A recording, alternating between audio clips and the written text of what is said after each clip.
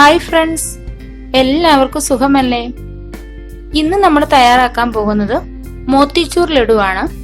അതായത് നമുക്ക് ബേക്കറികളിൽ നിന്ന് കിട്ടുന്ന സ്പെഷ്യൽ ലഡു. പലരും പറയാറുണ്ട് ഈ മോത്തിച്ചൂർ ലഡു ഉണ്ടാക്കിയാൽ പെർഫെക്റ്റ് ആയിട്ട് കിട്ടുന്നില്ലെന്ന്. അതിന്റെ ഒന്നാമത്തെ കാരണം നമ്മൾ ഉണ്ടാക്കുമ്പോൾ അതിന്റെ ബൂന്തി കറക്റ്റായിട്ട് കിട്ടാത്തത് കൊണ്ടാണ്. അപ്പൊ അതിന്റെ ബൂന്തി കറക്റ്റ് ആയെങ്കിൽ മാത്രമേ നമ്മുടെ ലഡു നല്ല പെർഫെക്റ്റ് ആയിട്ട് കിട്ടുകയുള്ളൂ. അപ്പൊ അത് കറക്റ്റ് ആയിട്ട് കിട്ടാനുള്ള ഒരു ടിപ്പ് ഞാനിവിടെ കാണിക്കുന്നുണ്ട്. അപ്പൊ നമുക്ക് നേരെ വീഡിയോയിലേക്ക് പോകാം. ആദ്യം തന്നെ ഒരു ബൗളിലേക്ക് ഞാൻ 1 കപ്പ് കടലമാവാണ് ചേർത്ത് കൊടുക്കുന്നത്. ഇത് 250 ml അളവാണ് ഈ കപ്പ് കേട്ടോ. കൂടെ തന്നെ ഇതിലേക്ക് ഒരു പിഞ്ച് ഉപ്പും കൂടി ചേർത്ത് കൊടുക്കുന്നുണ്ട്. ലഡുവിന് നല്ല മധുരമായതുകൊണ്ട് അതൊന്ന് ബാലൻസ് ചെയ്യാൻ വേണ്ടിയാണ് ഉപ്പ് ചേർത്ത് കൊടുത്തേക്കുന്നത്. ഇനി നമുക്ക് ഇതിലേക്ക് കുറേശ്ശെ വെള്ളം ഒഴിച്ചു കൊടുത്തിട്ട് ഇത് നല്ലൊരു ബാറ്റർ ആക്കി എടുക്കണം. വെള്ളം ഒരുപാട് എടുത്തൊഴിക്കരുത്, കുറേശ്ശെ ഒഴിച്ചിട്ട് ഇതേപോലെ കടലമാവിന്റെ കട്ടകളൊക്കെ മാറ്റി വേണം നമ്മളിത് മിക്സ് ചെയ്തെടുക്കാന്. പിന്നെ നമ്മുടെ വീഡിയോ കാണുന്ന കൂട്ടുകാർ ആരെങ്കിലും ചാനൽ സബ്സ്ക്രൈബ് ചെയ്യാത്തവരായിട്ടുണ്ടെങ്കിൽ ഒന്ന് സബ്സ്ക്രൈബ് ചെയ്യണേ. സബ്സ്ക്രൈബ് ചെയ്യുമ്പോൾ തൊട്ടടുത്തൊരു ബെൽ ബട്ടൺ കാണാം, അതിൽ ഓൾ എന്നൊരു ഓപ്ഷൻ ഉണ്ട്, അതൊന്ന് ഇനേബിൾ ചെയ്ത് വെക്കണം കേട്ടോ. അപ്പൊ ഞാനിടുന്ന വീഡിയോയുടെ ഒക്കെ നോട്ടിഫിക്കേഷൻ നിങ്ങൾക്ക് അന്നേരം തന്നെ കിട്ടുന്നതായിരിക്കും.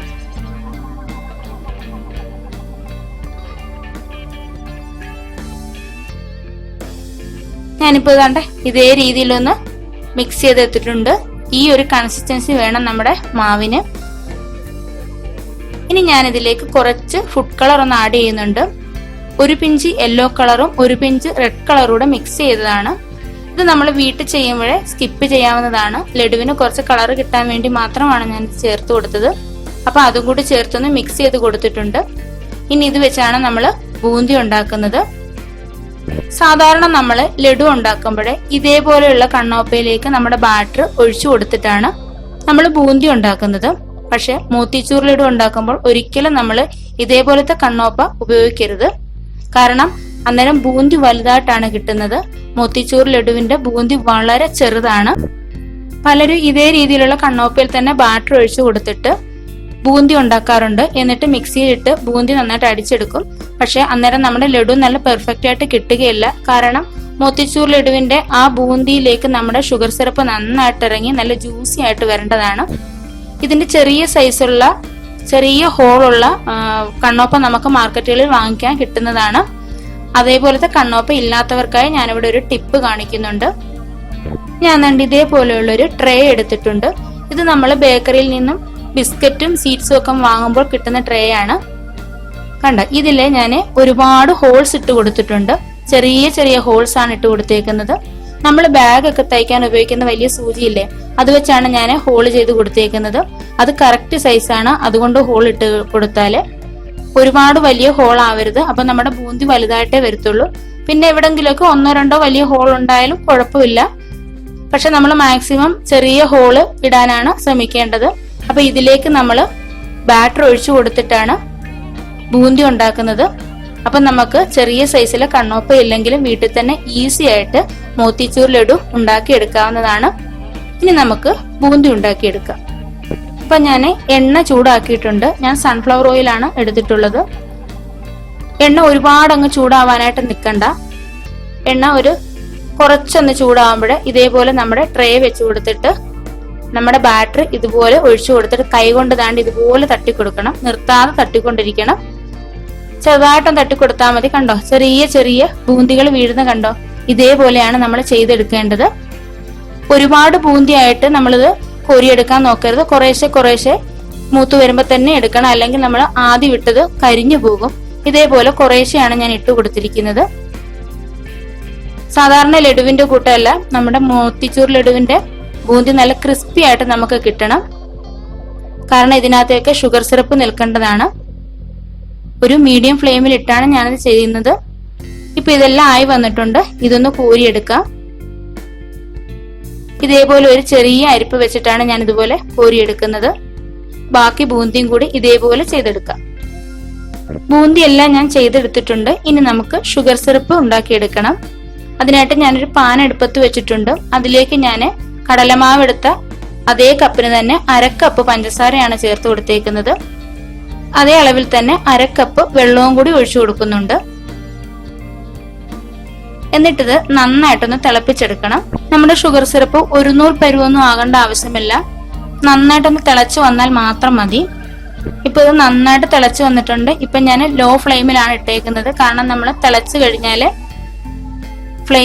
ലോ ഫ്ലെയിമിൽ തന്നെ ഇടണം, അല്ലെങ്കിൽ പഞ്ചസാര അടിക്ക് പിടിക്കും. ഇതിലേക്ക് ഞാൻ കുറച്ചുകൂടി ഫുഡ് കളർ ആഡ് ചെയ്യുന്നുണ്ട്. ഫുഡ് കളറൂടെ ചേർത്ത് നന്നായിട്ടൊന്ന് മിക്സ് ചെയ്ത് കൊടുക്കാം. ഇനി ഞാൻ ഇതിലേക്ക് 2 ഏലക്കയും 1 സ്പൂൺ പഞ്ചസാരയും കൂടി പൊടിച്ചതാണ് ചേർത്ത് കൊടുക്കുന്നത്. കൂടെ തന്നെ 1 സ്പൂൺ നാരങ്ങാ നീരും കൂടി ചേർത്ത് കൊടുക്കുന്നുണ്ട്. ഇതെല്ലാം കൂടി ചേർത്ത് നന്നായിട്ടൊന്ന് മിക്സ് ചെയ്ത് കൊടുക്കണം. ഇനി നമ്മൾ നേരത്തെ തയ്യാറാക്കി വെച്ചേക്കുന്ന ബൂന്തി ഇതിലേക്ക് ഇട്ട് കൊടുക്കാം. കണ്ടോ, ബൂന്തിയൊക്കെ വളരെ ചെറുതായിട്ടാണ് കിട്ടിയിട്ടുള്ളത്. എന്നിട്ട് നന്നായിട്ടൊന്ന് മിക്സ് ചെയ്ത് കൊടുക്കണം.